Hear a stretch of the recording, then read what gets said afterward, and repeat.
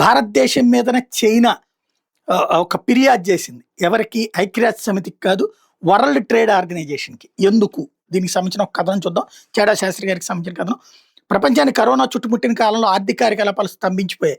ప్రజలకు పనులు చేసి ఆదాయాలు సంపాదించే మార్గాలు తక్కువైపోయాయి. ఆ కరోనా కష్టాల నుండి బయటపడడానికి వివిధ దేశాలు వివిధ పథకాలు ప్రకటించాయి.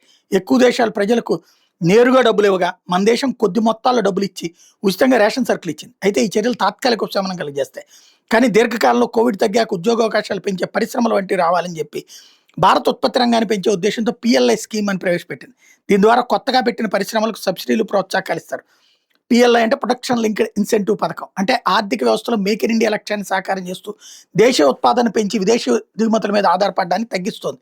ఈ పథకం 14 ముఖ్య రంగాల్లో 2 లక్షల కోట్లకు పైగా బడ్జెట్తో అమల్లో ఉంది.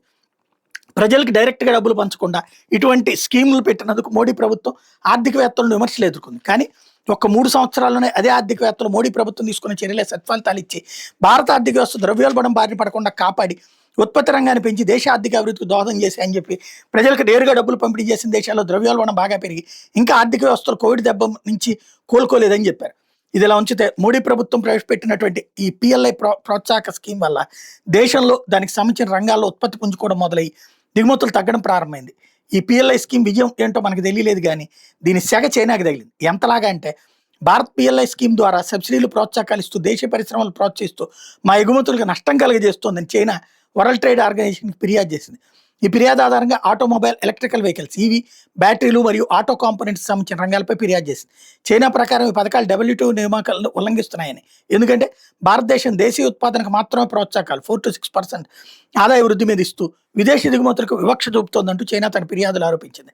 చైనా ప్రపంచ ఈవీ బ్యాటరీల మార్కెట్లో 70% షేర్ కలిగి ఉంది. మరియు భారతదేశ $100 బిలియన్ ఆటో మార్కెట్లో చైనాకు పెద్ద ఆకర్షణ ఉంది. పిఎల్ఐ పథకం ద్వారా భారతదేశం దేశీయ ఉత్పాదనకు పెంచడం వల్ల చైనా దిగుమతులు తగ్గుతున్నాయి. ఉదాహరణకి ఎలక్ట్రానిక్స్ రంగంలో చైనా నుండి దిగుమతులు 28% తగ్గే 2023. అలాగే ఫార్మా, ఏపీఐలు, రేర్ ఎర్త్ మినరల్స్ కూడా పిఎల్ఐ ప్రభావం కనిపిస్తోంది. పిఎల్ఐ ఫెయిల్యూర్ అని విమర్శించి ప్రతిపక్ష పార్టీలకు, ఆర్థికవేత్తలకు చైనా WTO ఫిర్యాదు ఒక గట్టి జవాబు ఇచ్చినట్టుగా అయింది. ఎందుకంటే చైనా దెబ్బతింటున్నది అంటే పిఎల్ఐ పథకం విజయవంతమైనట్టే. పిఎల్ఐ పథకం కింద ఇప్పటిదాకా 1,76,600 కోట్ల రూపాయల పెట్టుబడులు రాగా ప్రభుత్వం 21,534 కోట్ల ప్రోత్సాహకాలు అందించింది. పిఎల్ఐ ద్వారా ఏర్పాటు చేయబడే పరిశ్రమల ఉత్పాదన విలువ 16.5 లక్షల కోట్లకు పైగా ఉంది. 12 లక్షలకు పైగా డైరెక్ట్ మరియు ఇండైరెక్ట్ ఉద్యోగాల కల్పన జరిగింది.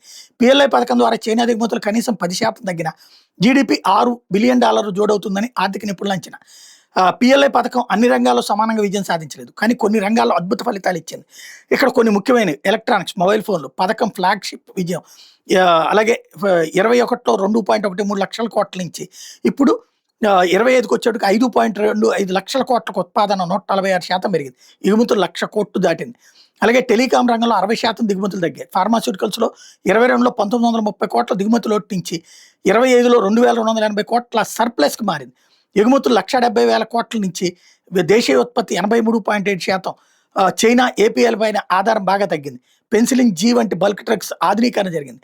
అలాగే 170 ప్రాజెక్టులు ఫుడ్ ప్రాసెసింగ్లో వచ్చినాయి. 8,910 కోట్ల పెట్టుబడులు, 1,084 కోట్ల ప్రోత్సాహకాలు. రైతుల నుండి మిల్లెట్ ప్రొక్యూర్మెంట్ పెరిగి రైతుల ఆదాయం పెరగడం. ఆర్గానిక్ ఎగుమతులు 668 మిలియన్ మెట్రిక్ టన్నుల నుంచి 3,703 మెట్రిక్ టన్నులకు పెరిగినాయి. ఆటోమొబైల్ అండ్ ఆటో కాంపోనెంట్స్ 67,690 కోట్ల పెట్టుబడులు, 14,034 కోట్లు రియలైజ్డ్, 28,884 ఉద్యోగాలు. ఈవీలకు ఫేమ్తో ఇంటిగ్రేషన్, క్లీన్ మొబిలిటీ హబ్గా భారతదేశం. సోలార్, పీవీ మరియు సెమీ కండక్టర్స్లో 48 గిగావాట్ల సామర్థ్యం, 48,120 కోట్లు, 38,500 ఉద్యోగాలు. సెమీ కండక్టర్ మిషన్ 76,000 కోట్లు, 10 ప్రాజెక్టులు 2030 నాటికి పూర్తిగా స్వయం నిర్భరత వస్తుంది. ఇంత ముఖ్యమైన సమాచారం ప్రస్తుతానికి మన పేపర్లు, టీవీలు రాసే తీరిక ఓపిక లేవు.